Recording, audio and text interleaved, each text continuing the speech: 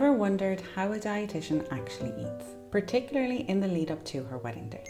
Well, today I'm inviting you into my world, showing you the nourishing foods that fuel my body, the gentle ways I'm moving to feel my best, and the mindful rituals that keep me centered throughout my day.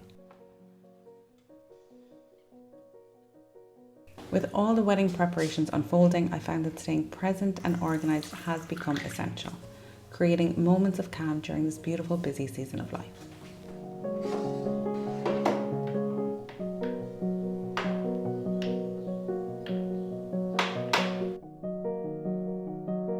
If you have a big event, wedding or holiday coming up, instead of waiting until the last minute and panicking with crash diets, I want to show you how small, consistent habits create results without the stress.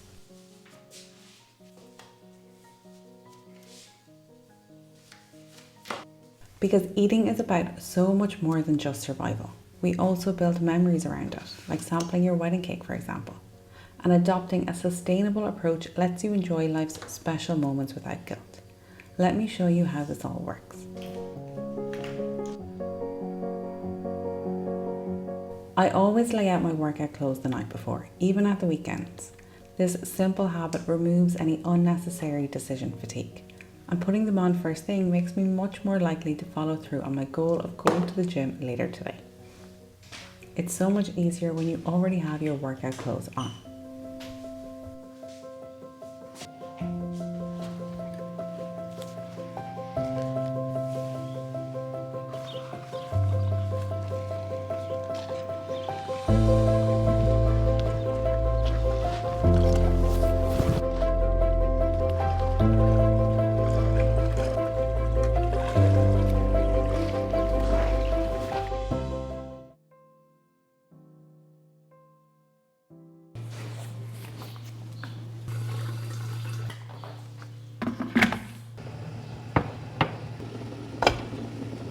So for breakfast this morning, I'm keeping it very simple and I'm just having overnight oats, which is something I have like at least 5 mornings a week.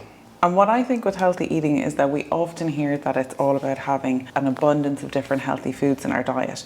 But sometimes that can almost make it seem unachievable, that it can actually be so much more simple than that. Healthy eating doesn't mean that you need to have loads of different recipes and that you're trying new things all of the time. In fact, I tell all of my clients that this approach could actually work against you, because then the minute that life gets busy, healthy eating is going to be the first thing that goes out the window. So what I tell everyone that I work with to do is to have a few core meals that you always go back to time and time again, and that you could literally make with your eyes closed. And for me, making overnight oats is one of them, because it literally will take me 2 minutes the night before to prepare, and then I can just grab it the minute I'm running out the door in the morning. And it's really handful, particularly the weeks where I'm in the hospital and I'm just busy. But if I have this little thing done, then it makes eating at least a healthy breakfast very easy. And how I get the variety is every morning I can add different fruits, different nuts and seeds, different nut butters. And that's how I get the variety into my diet. So it's not that I'm eating the same boring overnight oats every day, but it is a simple core basic recipe that I do always go back to. Because it's small repeatable habits like this that help you build sustainable healthy eating habits that you can keep up forever over time. It's all about putting healthy eating on easy mode.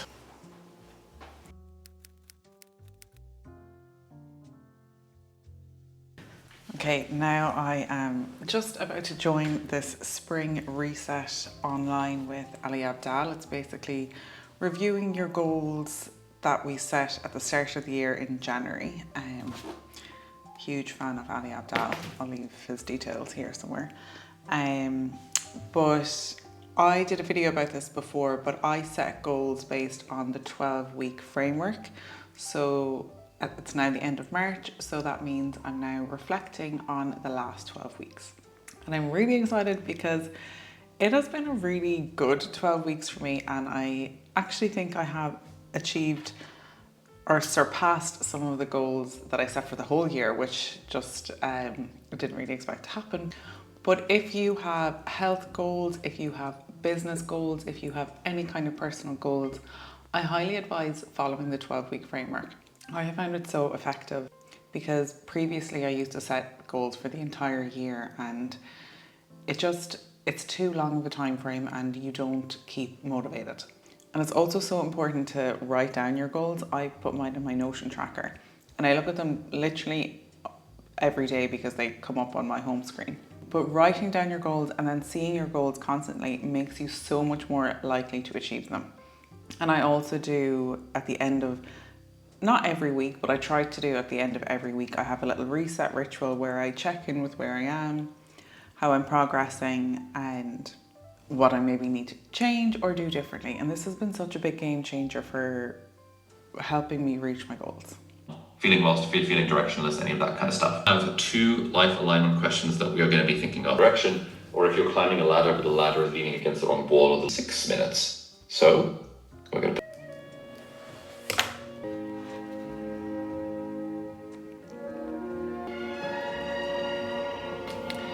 So I am going to go to the gym, but before I go, I need to have a snack because I'm hungry and I don't want to be hungry in the gym. So I'm going to have one of these. It is a protein bar from the brand Fulfill, and it's in their kind of like more mini size, but I love these. They are so good.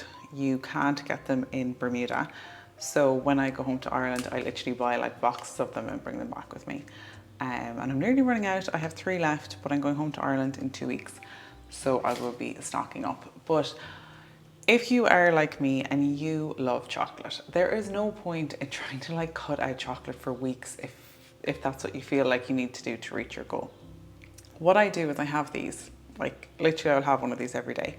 And it helps me get in protein as a snack, and it helps me feel extremely like satisfied, like I love them. I don't feel like I'm depriving myself of anything. So I can consistently stay with my eating habits. And as well as that, if I was to eat a regular chocolate bar, it would be so much more easy to overeat it because this is way more filling because it's a protein bar.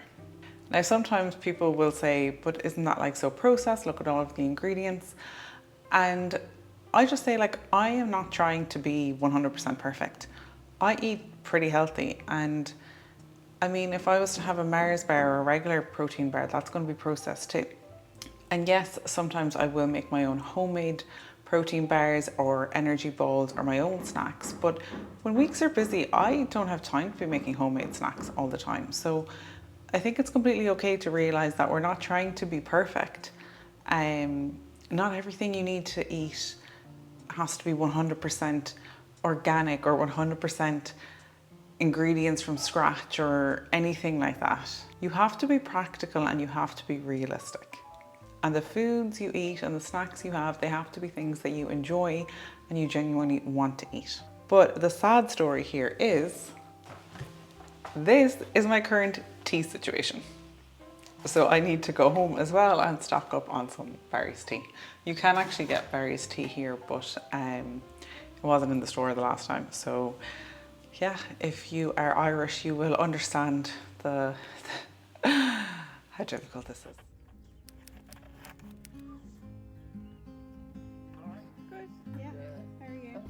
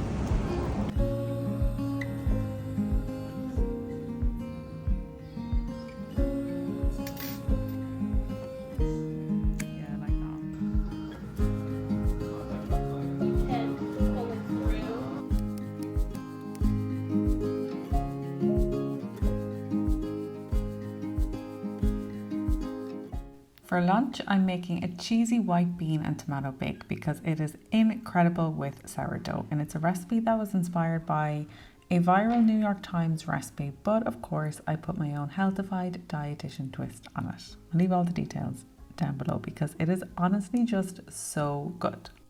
And it is surprisingly quick and simple. You are basically sauteing onions, garlic and tomatoes until the tomatoes get nice and juicy. And then you're adding cannellini beans and balsamic vinegar. And of course the cheese. I actually do think it's already starting to feel a little bit easier. What? Taking videos of myself. Just need to do it more often and then it'll become more normal. As in the embarrassment and stuff? Yeah. And just like the technical side of it as well. As long as you don't embarrass me, I don't mind. Ricotta cheese is best here, but you can also use cottage cheese for extra protein, or what I like to sometimes do is combine the two. Then you just bake it all for 15 minutes and serve it with sourdough and try not to eat it all in one go.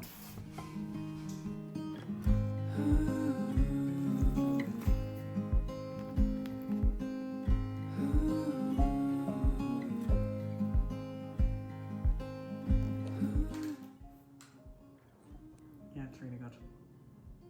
Better than the last time I made it. Hands up.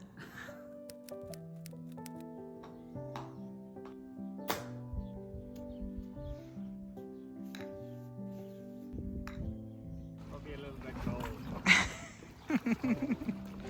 Yeah, I'm happy to just watch.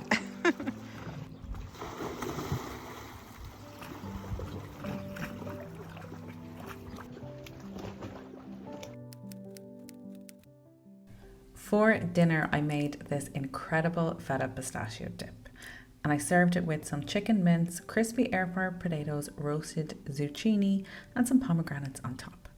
If you only ever make one recipe of mine, it should be this feta pistachio dip, because whenever I serve this to people, they don't stop talking about it.